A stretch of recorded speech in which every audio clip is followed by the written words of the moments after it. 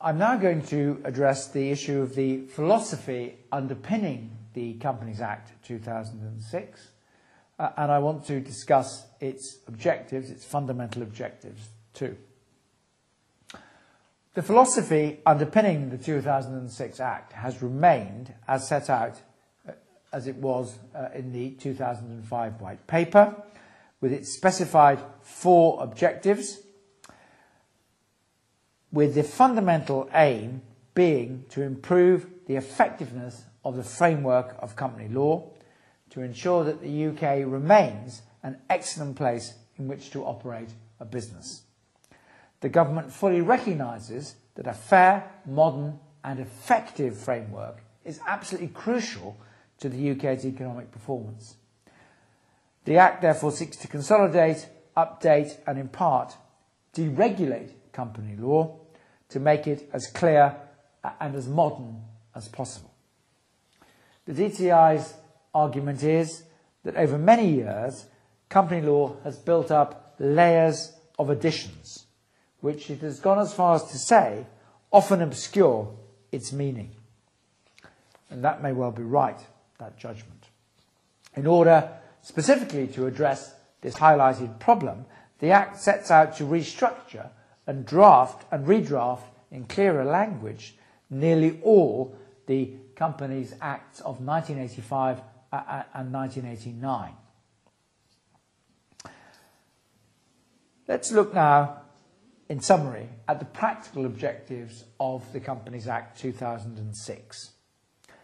The Act's formally stated objectives, which were there on the face of the bill, in fact at the back of the bill, were as follows: to reform company law and thereby restate the greater part of the enactments on companies, to make other provision relating to companies and other forms of business organisation, to make provision regarding directors' disqualification, business names, auditors and actuaries, to amend the Enterprise Act of 2002 Part 9 and for connected purposes. Let's now give you an exposition on the 4 major philosophical objectives of the Companies Act 2006. The first objective then is enhancing shareholder engagement and a long-term investment culture. The DTI has fully recognised that companies work best where A, the respective roles and responsibilities of directors and shareholders or members are very clearly understood. B, there is effective communication and engagement between directors and shareholders. And C, there are efficient mechanisms for taking decisions critical to the running of companies. Sound internal corporate governance encourages investment and allows companies to operate in a more deregulatory framework. In order to create this specific corporate environment, this new Companies Act of 2006 does 4 things. First, it improves shareholder access to timely and transparent information. Second, it promotes confidence, and this is confidence in particularly the statutory audit. Thirdly, it enhances the ability of indirect shareholders to play a fuller role in company proceedings. And fourth, it provides a statutory statement of directors' duties which reflects modern business needs and wider expectations of responsible business behaviour. Furthermore, the statutory statement of directors' duties enshrines the concept of enlightened shareholder value, I've mentioned that concept before, which requires directors to promote the success of the company in the collective best interests of shareholders, and in so doing have regard to wider factors such as the interests of employees and the environment. The statutory statement clarifies directors' responsibilities in both the view of the DTI, and also in my personal view. Changes in the law regulating conflicts of interest are intended to encourage entrepreneurialism by directors. The new derivative claims procedure in Part 11 of the Act is enabling, in that it permits shareholders to enforce the company's rights where directors have breached their duties, whilst establishing at the same time safeguards to protect directors from frivolous or vexatious claims. The implementation of the EU Takeovers Directive facilitates takeover activity in the EU through improved shareholder protection and access to capital markets, and that has been put on a primary statute footing and the primary legislation of the Companies Act 2006. There is enhancement of member and proxy rights, giving new rights to so-called indirect investors. I've already referred to that, and I shall come back to that in more detail. The audit process is improved in the view of the government by the implementation of the EU Audit Directive and by the Companies Act allowing shareholders to agree to limitations on auditors' liabilities. So, in summary then, under this first heading, taken all together, the DTI believes that these measures will A, ensure greater transparency and accountability within the company's operations, and B, strengthen the link between long-term business success and responsible behaviour. Second heading, second objective, ensuring better regulation and a think small first approach. British company law has historically been written with the large company very much in mind, although the vast majority of UK companies are, of course, small or relatively small. The 2006 Act seeks to reset the balance. That is a fundamental objective. It also simplifies the mechanisms for small companies to take their decisions by removing the requirement for private companies to hold AGMs and also allowing greater use of written resolutions. The Act provides savings to all companies by expanding the use of e-communication. Interestingly, the Act's provisions on company communications to shareholders and others, including those facilitating electronic communications, are being brought into effect as early as January of 2007. The DTI decided to do this because, and I quote, more than any other measure in the bill, it will bring many millions of pounds of savings to business.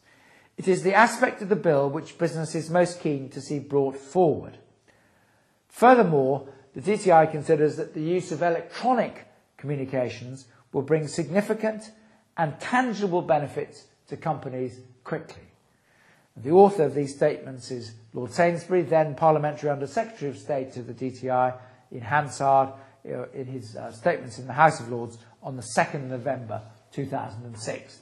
The detailed references in your notes. The provisions of the Companies Act 2006 have very deliberately been written in simpler and clearer language than previous statutory company law. Of that there can be no doubt. This is because of the important recognition by government and parliament that law is difficult to understand, creates significant costs and uncertainty, as well as reducing compliance with it. The DTI considers that the new legal rules are presented in a user-friendly way. Additional guidance is to be readily available from Companies House. Separate new sets of default model rules are being provided for both public and private companies. Private companies need no longer hold an AGM. And they can pass a written resolution with a simple or 75% majority of eligible members' votes rather than unanimity being required, thus making it easier for them to take decisions. Private companies also do not now need, as a statutory requirement, necessarily to have a company secretary. The Act first takes the first step in implementing the central recommendation of the Morris Review of Actuaries.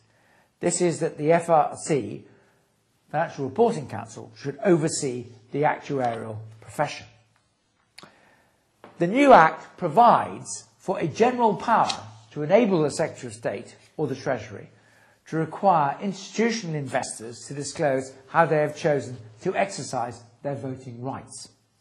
The Act inserts into the Financial Services and Markets Act of 2000, the FSMA, allowing the Financial Services Authority to make rules for the purposes of the Transparency Obligations Directive, the TOD for short.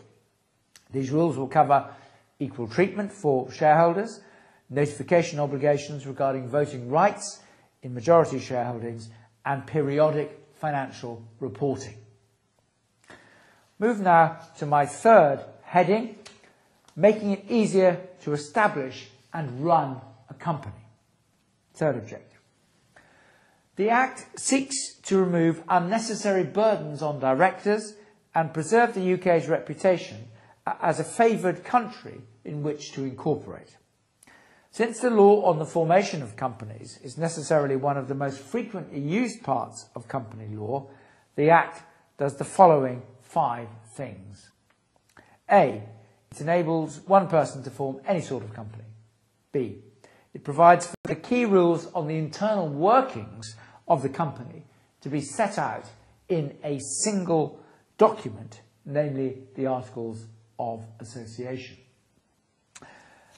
C. It abolishes the requirement for a company to have authorised share capital subject to its articles.